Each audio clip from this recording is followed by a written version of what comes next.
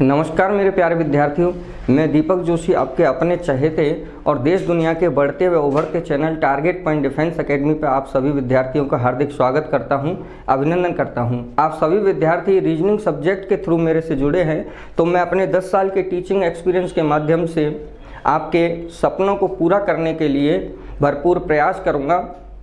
इस सेशन को स्टार्ट करने से पहले चैनल को आप एक बार सब्सक्राइब कर दीजिए, प्रेस आइकन को दबा दीजिए, जिससे कि आपको नई नई वीडियोज टाइम टू टाइम पहुंच सके। अगर ये सेशन आपको पसंद आए तो आप इस सेशन को लाइक भी करिए और इस वीडियो को शेयर आप जरूर करिए। देखिए, शेयर करने का मुख्य रूप से मूल उद्देश्य हमारा यही है कि ये वीडियो उस हर अंतिम विद्यार्थी के पास में पहुँचे जिसको शारीरिक रूप से आवश्यकता है। देखिए, चलते हैं रीजनिंग की तड़कती भड़कती दुनिया में, जहां आप पढ़ रहे थे टॉपिक डाइस, और डाइस टॉपिक में आपने मानक पासा स्टैंडर्ड डाइस पढ़ लिया था। ठीक है, तो स्टैंडर्ड डाइस के बाद में मैंने बताया था, आप सभी जानते हैं कि जो पासे हैं वो 2 प्रकार के हैं, एक तो मानक पासा और दूसरा साधारण पासा। मानक पासा आपने कंप्लीट कर लिया है। आगे हम बढ़ेंगे नॉर्मल डाइस की तरफ, साधारण पासे की तरफ। साधारण पासे में जितने भी टाइप से क्वेश्चन बनते हैं वो सब चीज़ें पहले टाइप टू टाइप हम समझेंगे। देखिए, यहाँ हो सकता है साधारण पासे में एक फिगर का क्वेश्चन आया हो। एक फिगर मतलब एक ही पासा दिया गया हो। पहली कंडीशन तो ये बन सकती है, जिसके बारे में वैसे मैंने आपको बताया भी था। इसके अलावा हो सकता है क्वेश्चन में 2 डाइस दिए गए हों। ठीक है भाई, 2 डाइस भी हो सकता है दिए गए हो। डाइस तो एक ही होगा लेकिन उसके प्रतिरूप 2 होंगे या 2 फिगर दिए गए होंगे। इसके अलावा आपके 3 फिगर भी हो सकते हैं, 3 फिगर भी दिए गए हो सकते हैं या 4 भी दिए गए हो सकते हैं। भाई 3 के अलावा हो सकता है 4 फिगर भी आपके दिए गए हों। कई बार 4 से ज़्यादा भी हो सकता है। बाकी मोस्टली जो क्वेश्चन आपके बनते हैं 1 फिगर, 2 फिगर, 3 फिगर या 4 फिगर वाले। ठीक है, तो इनको हम कुछ टाइप्स में डिवाइड करेंगे। पहले हम समझ रहे हैं कि साधारण पासे की पहचान मूल रूप से विशेष रूप से कुछ नहीं होती है। देखिए, मानक पासे में तो क्या होगा, 1 का विपरीत 6 होगा, लेकिन यहाँ फिक्स नहीं है कि 1 का विपरीत 6 ही हो। या फिर नंबर्स के अलावा, संख्याओं के अलावा आपके लेटर्स भी हो सकते हैं, किसी कलर का नाम भी हो सकता है या कोई साइन भी हो सकता है। यहाँ प्रत्येक सतह पर अंकों के साथ साथ कुछ और भी लिख दिया जाए तो वो साधारण पासा है। विशेष रूप से इसकी कोई पहचान नहीं होगी। यहाँ पे आपको हिडन फेस, हिडन सरफेस बतानी होती है। देखो समझना, मैं ये कह रहा हूँ कि जैसे कि एक डाइस दिया गया है और यहाँ आपके सामने इसमें लिखा हुआ है A, B और C। मैं कहूँ बताइए जो सरफेस A है उसके अपोजिट सरफेस कौन सी आएगी। अब A का जो अपोजिट सरफेस है वो पीछे की साइड है और पीछे की साइड में जो सरफेस है वो हिडन सरफेस है, मतलब छुपा हुआ सरफेस है, वो दिख नहीं रहा है। तो ए का अपोजिट हम कैसे निकालेंगे, ये चीज़ हमें समझनी है। अब देखिए, यहाँ पर जब फिगर एक ही दे रखा हो, मतलब इस टाइप का क्वेश्चन हो कि एक ही पासा दिया गया हो और वहाँ पे किसी सतह के विपरीत आपसे पूछा जाए, तो आप उसमें कन्फर्म आंसर नहीं दे सकते हैं। कन्फर्म इसलिए नहीं देख सकते हैं कि उसके पीछे की साइड में हमें दिख नहीं रहा है और इस प्रश्न को आगे कन्फर्म रूप से सॉल्व करने के लिए इसका और कोई फिगर भी नहीं दिया गया है। तो हम बोलेंगे ए का विपरीत ए नहीं होगा, खुद तो होगा ही नहीं, बी और सी भी नहीं होगा। रीजन क्या है कि बी और सी एक के साथ दिखाए गए हैं और साथ दिखाई गई सतह कैसी सतह होती है, संलग्न सतह होती है, एंक्लोज्ड सरफेस होती है। ठीक है, तो इनके अलावा क्या बच रहा है भाई, मैं कहूँगा इनके अलावा बच रहा है डी, ई या एफ। तो कंफर्म रूप से हम यहाँ पर नहीं कह सकते कि ए का विपरीत डी ही होगा या ई ही होगा या एफ ही होगा, मतलब होगा इन तीनों में से। तो आंसर आपका रहेगा या तो डी या ई या एफ। तो इस टाइप का क्वेश्चन मैंने पिछले वीडियो में भी आपको बताया था। स्टैंडर्ड डाइस से रिलेटेड जो भी मैंने यहाँ पे बताया है वो पिछले वीडियो में आप देख सकते हैं। आज आप पढ़ रहे हैं नॉर्मल डाइस, और नॉर्मल डाइस में कंफर्म हम जब आंसर यहाँ पे निकालते हैं कि ए का अपोजिट कौन सी साइड है, कौन सी फेस है, तो आपको देखिए क्या करना है। यहाँ पे एक से ज़्यादा फिगर दिया गया होगा और वहाँ किस तरीके से आंसर निकालेंगे आप समझिए।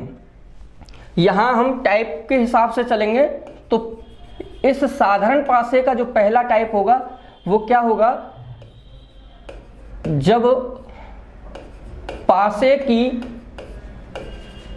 दो स्थिति हो, जब पासे की कितनी स्थिति हो, दो स्थिति हो, या मैं कहूं जब क्वेश्चन में दो फिगर दिए गए हों, दो फिगर दिए गए हों, डाइस तो एक ही है, उसके दो प्रतिरूप और दिए गए हो, तो आप किस तरीके से अपोजिट सरफेस निकालेंगे, हिडन सरफेस निकालेंगे।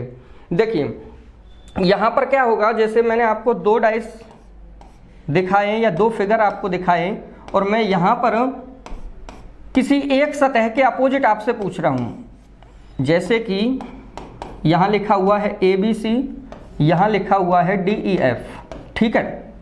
अब मैं किसी भी सरफेस के अपोजिट आपसे पूछता हूं तो आप अपोजिट सरफेस निकालने के लिए सबसे पहले तो डाइस की संख्या पे, पासे की संख्या पे ध्यान देंगे कि दो है, और अगर दो पासे दिखाए गए हो तो आप भाई क्या करना, सबसे पहले ये करना कि दोनों पासे में कॉमन देखना, कॉमन है या नहीं है। पहली बात तो कॉमन है या नहीं है।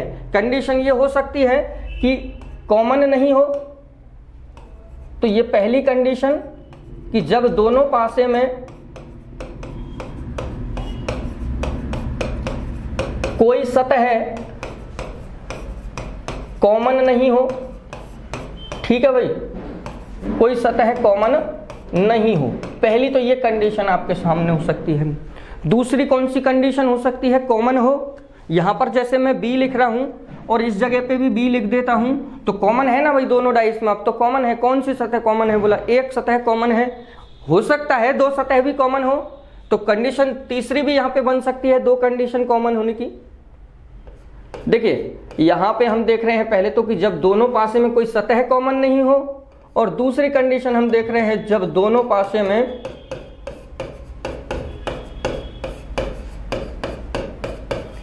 एक सतह कॉमन हो,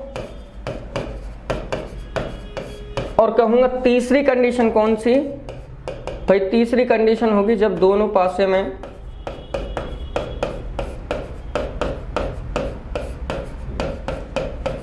दो सतह कॉमन हो, ठीक है। तीन कंडीशन ही आपकी दी गई होंगी दो फिगर वाले क्वेश्चन में। दो पासे दिखाए गए हैं तो तीन कौन सी कंडीशन, या तो कॉमन नहीं, या फिर दोनों पासे में एक सतह कॉमन, या फिर दो पासे में दो सतह कॉमन। अब आप सोच रहे होंगे कि तीन सतह कॉमन, तो तीन सतह कॉमन नहीं होंगी, ये आप ध्यान रखेंगे। दो पासे में जब कॉमन सतह तीन हो जाती है तो फिर दो फिगर नहीं होते, वो फिगर एक ही रह जाता है। इसलिए वहां सबसे पहले देखेंगे हम कि दोनों पासे में कोई सतह कॉमन नहीं है तो क्या करें। देखिए क्वेश्चन बताने से पहले मैं आपको एक बार यहाँ पे समझा देता हूँ कि किस तरीके से आंसर आपको निकालना है, ठीक है। जैसे दो फिगर है आपके सामने और यहाँ कॉमन नहीं है, ABCDEF कॉमन नहीं है ना भाई, दोनों फिगर में कोई सतह कॉमन नहीं है, तो कैसे आंसर आप निकालेंगे। मैं बोलूंगा कि जब कॉमन नहीं हो तो ऊपर वाली सतह के ऊपर वाली सतह विपरीत बता देना, राइट वाली दाएं वाली सतह के दाएं वाली सतह विपरीत बता देना, और बाएं वाली सतह के बाएं वाली सतह विपरीत बता देना, ठीक है। अब इसको मैं नोट के रूप में कैसे लिखूंगा कि जब दोनों पासे में कोई सतह कॉमन नहीं हो तो करना क्या है, तो दोनों पासे की ये दोनों पासे है ना, इन दोनों पासे की समान स्थान वाली, इन दोनों पासे की कैसे स्थान वाली, समान स्थान वाली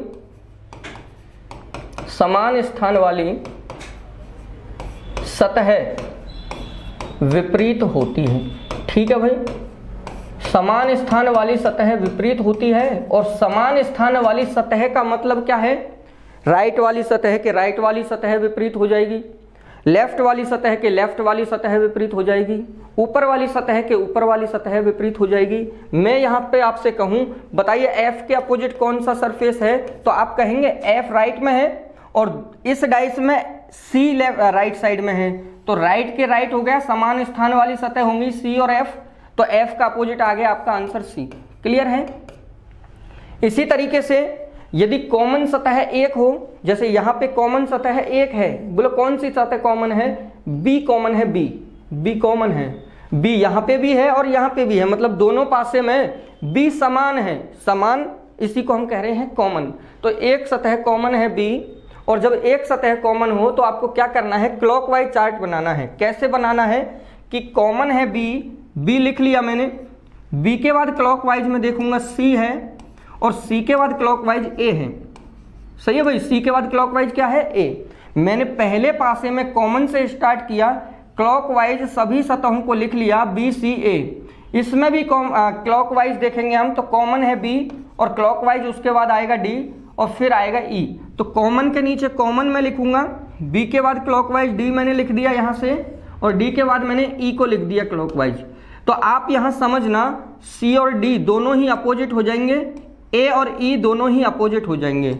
मतलब कि जब एक सतह कॉमन है तो आप क्लॉकवाइज चार्ट बनाते हैं। क्लॉकवाइज चार्ट इस तरीके से बनेगा, जब दोनों पासे में एक सतह कॉमन हो तो क्लॉकवाइज चार्ट बनाकर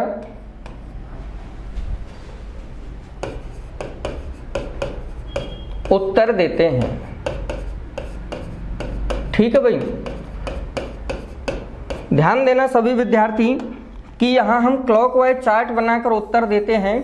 ये जो मैं पॉइंट्स आपको लिखवा रहा हूं, आप सभी को ये पॉइंट्स लिखने हैं, और जब क्वेश्चन जब हम सॉल्व करेंगे तो ये सभी पॉइंट्स अप्लाई करेंगे। वहां पे अप्लाई करते करते ये चीजें हमें इस तरीके से याद हो जाएंगी कि टिप्स पर, फिंगर टिप्स पर इनको याद रखा जा सकता है। आंसर निकालने के लिए केवल 10 से 15 सेकंड आपको लगेंगे। 3 कंडीशन मैं आपको बता रहा हूं, 3 फिंगर टिप्स पे ये नियम आपको ध्यान रखने हैं। अब पहला नियम तो हम सीख चुके हैं कि दोनों पासे में जब सतह कॉमन नहीं है तो समान स्थान वाली सतह विपरीत होंगी, और यदि कॉमन सतह एक है तो क्लॉकवाइज चार्ट बना लेना है। और अगर 2 सतह कॉमन हुई तो क्या करना है, पहले समझना 2 सतह कॉमन कैसे होंगी। जैसे कि आपके सामने 2 फिगर, दोनों फिगर में मैं यहां दोनों सतह कॉमन लिखता हूं, जैसे कि 5 4 3 2 3 5। ठीक है भाई आपको यहां 2 फिगर दिखाई दे रहे हैं। आपका ध्यान सबसे पहले जाना चाहिए कि दोनों डाइस में कितने फेस कॉमन है। तो क्लियर है, 2 फेस कॉमन है। कौन कौन से फेस कॉमन है? बोला एक तो 3 कॉमन है, एक सतह तो ये कॉमन हो गई, दूसरी सतह हो गई 5 कॉमन, मतलब कि 2 सतह कॉमन हो गई है। और जब भी कभी 2 सतह कॉमन हो जाए तो आप कॉमन से कॉमन को कैंसिल कर देंगे, मतलब कि 3 से 3 को कैंसिल कर देंगे, 5 से 5 को कैंसिल कर देंगे, तो यहां बचा क्या 4, और यहां पे बचा 2। ये दोनों एक दूसरे के क्या हो जाएंगे भाई? अपोजिट हो जाएंगे। ये दोनों एक दूसरे के अपोजिट हो जाएंगे। किस तरीके से कर रहे हैं आप सभी समझ पा रहे होंगे कि 2 डाइस अगर दिए गए हैं क्वेश्चन में और दोनों डाइस में 2 सरफेस कॉमन है, तो कॉमन सरफेस को कॉमन सरफेस से काट करके जो सतह बचेगी वो एक दूसरे के अपोजिट होगी। तो यहां मैं तीसरा नियम लिख रहा हूं आपके सामने, जब दोनों पासे में 2 सतह कॉमन हो तो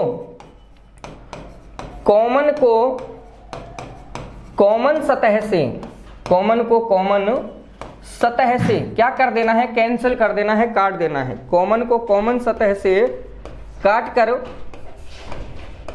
जो सतह बचे, जो सतह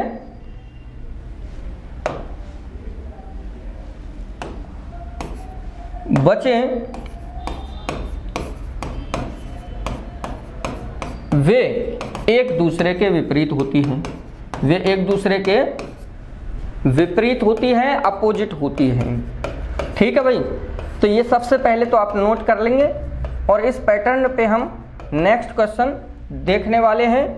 आप सभी ध्यान रखेंगे, जब भी क्वेश्चन में 2 फिगर दिए गए हो 3 ही कंडीशन देखने को हमें मिलेगी। कौन सी 3 कंडीशन हमें देखने को मिलेगी ये आपके सामने है। जब पासे की 2 स्थिति हो तो आप क्या है, कॉमन देखेंगे, और जब कॉमन देखेंगे तो 3 कौन सी कंडीशन होगी, मैं दोबारा से इसको नोट करवा देता हूं कि जब दोनों पासे में कोई सतह कॉमन नहीं हो तो दोनों पासे की समान स्थान वाली सतह विपरीत होंगी, और यदि एक सतह कॉमन हो तो क्लॉकवाइज चार्ट बना करके आंसर देंगे, और यदि 2 सतह कॉमन हो तो कॉमन सतह को कॉमन सतह से कैंसिल करके, मतलब कि काट के, जो सतह बचती है वो एक दूसरे के विपरीत होंगी। ठीक है, ये 3 पॉइंट्स आपको ध्यान रखने हैं। इनसे रिलेटेड क्वेश्चन हम आगे देखेंगे। क्वेश्चन आपके सामने है और थोड़ा सा आपको समझना है कि कौन सी कंडीशन यहाँ दिए गए 2 फिगर्स के हिसाब से बन रही है। 2 फिगर मैं यहाँ पे बना रहा हूं, आपको सबसे पहले कॉमन देखना है। जैसे कि मैंने यहाँ पे लिख दिया है plus minus has star dollar at the rate. अब मैं क्वेश्चन क्या लिख रहा हूं, उपरोक्त पासे में या पासे के अनुसार सतह हैज के विपरीत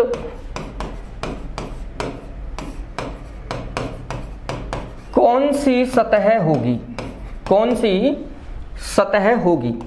ठीक है, आप आंसर यहां सबसे पहले देंगे, समझेंगे किस प्रकार से यहां पे आंसर बनाया जा सकता है।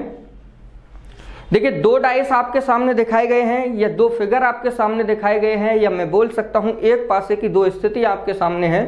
आपको यहां पे पूछा है कि हैज के विपरीत बताइए, तो आप क्या करेंगे, दोनों डाइस में पहले देख लेंगे कॉमन है या नहीं है।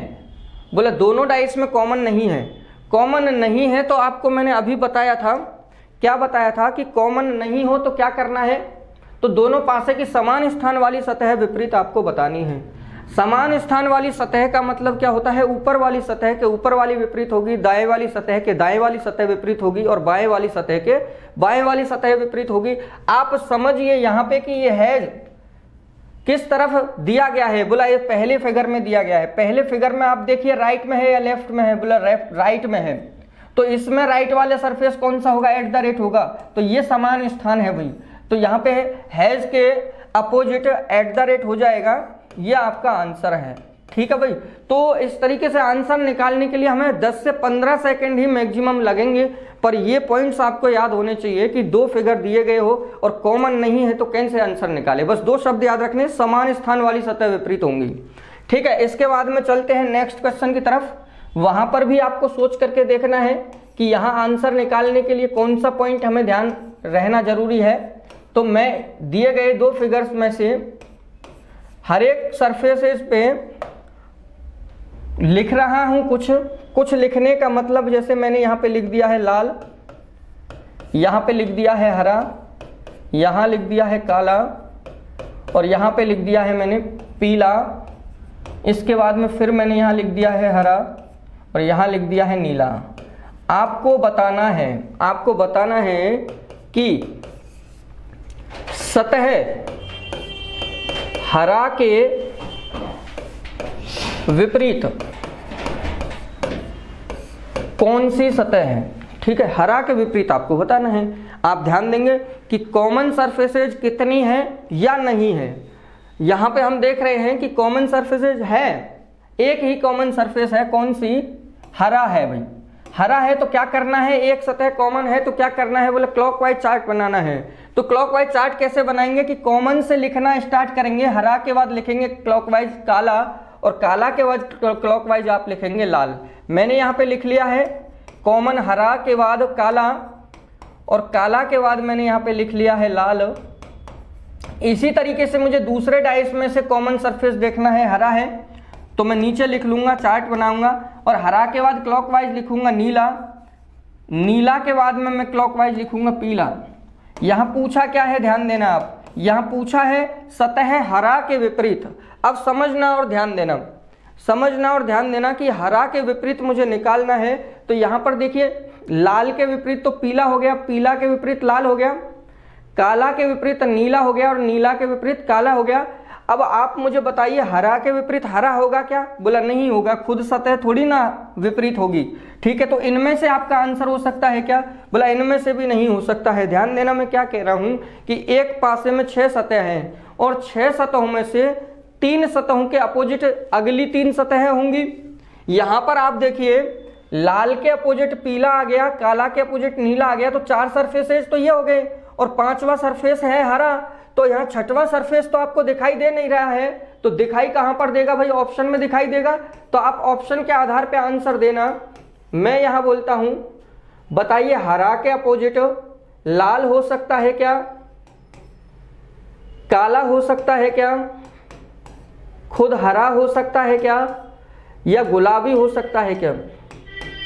देखो समझना, यहां पे आप थोड़ा सा समझना, कॉमन सरफेस है हरा, इसलिए थोड़ा सा यहां पे ध्यान देंगे कि लाल तो नहीं होगा, है ना। लाल क्यों नहीं होगा, क्योंकि लाल पीला के अपोजिट है। और दूसरा रीजन मैं बोलूं, हरा के साथ में दिखाया गया है ना लाल, तो लाल हरा के साथ में जब दिखाया गया है तो दिखाई गई सतह विपरीत नहीं हो सकती, इसलिए लाल आंसर नहीं होगा। इसके बाद में काला हो सकता है क्या, बोला काला भी नहीं होगा, काला नीला के अपोजिट है, हरा के अपोजिट नहीं हो सकता। दूसरी बात यहां पे मैं ये भी बोल सकता हूं कि हरा के साथ काला दिखाया गया है तो काला भी नहीं होगा, है ना। और यहाँ पे हरा भी नहीं होगा, खुद सतह नहीं होगी, तो बच क्या रहा है भाई, गुलाबी बच रहा है, तो गुलाबी आपका आंसर हो जाएगा। अब देखिए आपके सामने दो फिगर और मैं यहाँ पे बना रहा हूं, और थोड़ा सा आप ध्यान देना, मैं अगर नंबर्स लिख देता हूं तो आप बिना ऑप्शन के भी यहाँ कंफर्म कर सकते हैं। कैसे, 1 2 3 4 5 1। मैं आपसे कहूं बताइए एक के अपोजिट सरफेस कौन सा है, ध्यान देना आप, एक के अपोजिट सरफेस निकाल रहे हैं तो आप देखिए कॉमन क्या है, एक है, तो कॉमन से लिखना स्टार्ट करूंगा, 1 2 3 क्लॉकवाइज लिख लिया ना, 2 3, और एक के बाद फिर यहाँ पे क्लॉकवाइज लिखूंगा 4 5।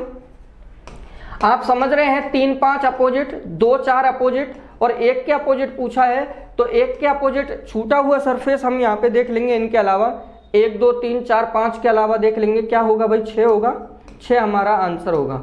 ध्यान देना, 6 मैंने कैसे आंसर लिखा है कि एक का अपोजिट ना तो 2 है ना 3 है, एक का अपोजिट ना 4 है ना 5 है, और एक का अपोजिट 1 भी नहीं है। तो यहाँ पे आप सभी समझ रहे होंगे कि देखिए जब मैं एक का अपोजिट देख रहा हूं तो इनके अलावा कौन सा नंबर हो सकता है, मैं बोलूंगा 6। कि कैसे बताया 6 भाई, 6 सीक्वेंस से बता दिया। एक डाइस में 6 सतह होती है, जब हम 5 सतह तो यहाँ पे देख पा रहे हैं और छठवीं सतह नहीं देख पा रहे, तो छठवीं सतह सीक्वेंस के आधार पे हम 6 आंसर देंगे। ठीक है, यहाँ कोई सीक्वेंस नहीं होता है रंगों में, इसलिए मैं कहूंगा ऑप्शन में कोई ऐसी सतह दिखाई गई होगी छठवीं, यहाँ 5 सतह तो ये हो गई, ऑप्शन में कोई ऐसी सतह दिखाई गई होगी छठवीं जो इनमें से आंसर नहीं है। अब इनमें से नहीं है पर कहाँ दिखाया गया है, ऑप्शन में दिखाया गया है, यहाँ पे मैं आंसर दे दूंगा गुलाबी।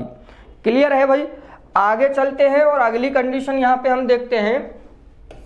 तो आपके सामने 2 डाइस है, 2 फिगर है, इनमें मैं लिख रहा हूं प्रत्येक सतह पर क्या, AF E, फिर यहां पे लिख रहा हूं मैं FC, और इसके बाद में यहां लिख दिया E।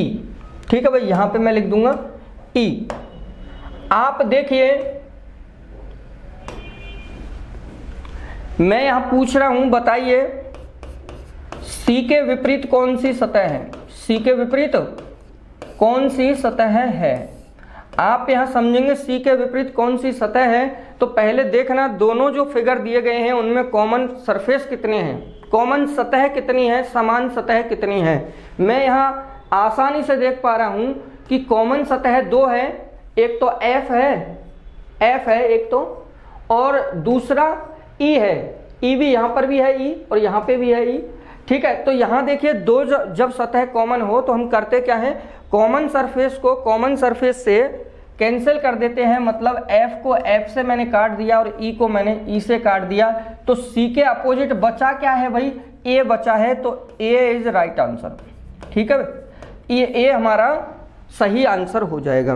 पर हमारे दिमाग में एक क्वेश्चन ये भी चल रहा है कि C के विपरीत मान लिया A है, प्रश्न का तो हमने आंसर दे दिया, लेकिन E का अपोजिट क्या होगा।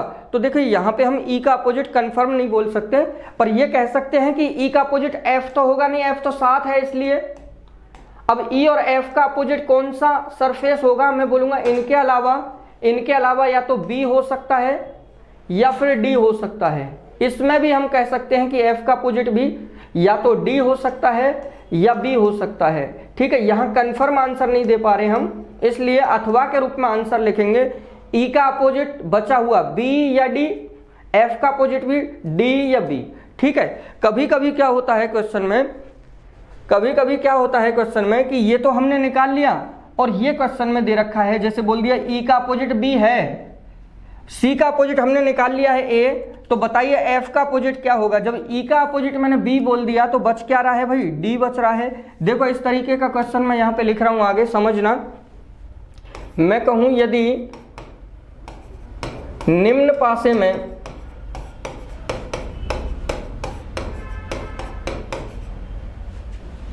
यहां पे जैसे हम नंबर ले लेते हैं, 1 के विपरीत 3 हो तो 4 के विपरीत कौन सी सतह होगी। ठीक है, अब थोड़ा सा समझना, डाइस के 2 फिगर दिए गए होंगे, यहां मैं 2 दिखा रहा हूं, और यहां कुछ सतह कॉमन है। कैसे कि जैसे मैं यहां लिख दिया 1 4 5 और यहां लिख देता हूं 6 1 4। ठीक है, आपसे ये प्रश्न पूछा गया है, यदि निम्न पासे में 1 के विपरीत 3 हो तो 4 के विपरीत कौन सी सतह होगी। ठीक है, क्वेश्चन एक बार छोड़ना, आप यहां समझना, दोनों डाइस में कितने सरफेस कॉमन है, बोला 2 सरफेस कॉमन है। 2 सरफेस कॉमन है तो कॉमन को कॉमन से काट देते हैं, 4 4 से कट गया, 1 1 से कट गया, तो 5 का अपोजिट 6 हो गया, ये तो आपने निकाल लिया है। यहां बोला है कि 1 के अपोजिट कौन सा सरफेस है, 3 है, बोला 1 के अपोजिट 3 है, तो हमें बताना है 4 का अपोजिट क्या होगा। अब बताइए 4 के अपोजिट कौन सा सरफेस होगा भाई, 1 6 और यहाँ 5, 3 के अलावा आपको बताना है कौन सा सरफेस होगा। तो यहाँ छूटा हुआ सरफेस कौन सा है भाई, 2 है, समझना। 4 के अपोजिट जब ये 4 सतह नहीं हो सकती, 4 के अपोजिट इन 4 में से आंसर नहीं आ सकता, तो छठवां सरफेस आपका 2 ही तो बचता है, ये हमारा आंसर हो गया। क्लियर है। अभी मैंने आपको कंडीशंस बताई है कि जब 2 फिगर क्वेश्चन में दिए गए हो कैसे हम आंसर निकाल सकते हैं। या तो कॉमन नहीं है तो समान स्थान वाली सतह विपरीत बता देंगे, दिए गए 2 फिगर में यदि एक सतह कॉमन है तो क्लॉकवाइज चार्ट बना लेंगे। कैसे क्लॉकवाइज चार्ट बनाते हैं, कॉमन सतह से लिखना स्टार्ट करते हैं क्लॉकवाइज, उसी प्रकार से दूसरे पासे में भी कॉमन से स्टार्ट करते हैं और क्लॉकवाइज नीचे सतह को लिख लेते हैं, और इस तरीके से चार्ट बना करके हम अपोजिट सरफेसेज निकाल लेते हैं। तीसरी कंडीशन मैंने आपको बोली कि कॉमन जब 2 सतह हो तो कॉमन को कॉमन से काट कर आंसर देते हैं। क्लियर है भाई, तीनों कंडीशन आपकी यहाँ पे क्लियर हो जानी चाहिए मेरे हिसाब से।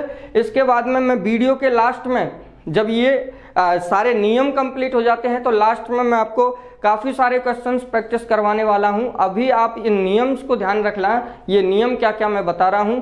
इसके बाद देखिए दिए गए 2 फिगर वाले क्वेश्चन आप सीख गए हैं, अब 3 फिगर क्वेश्चन में आए या 4 फिगर क्वेश्चन में आए तो किस तरीके से हम करेंगे वो चीज़ हम देखेंगे अगले वीडियो में। थैंक यू, धन्यवाद।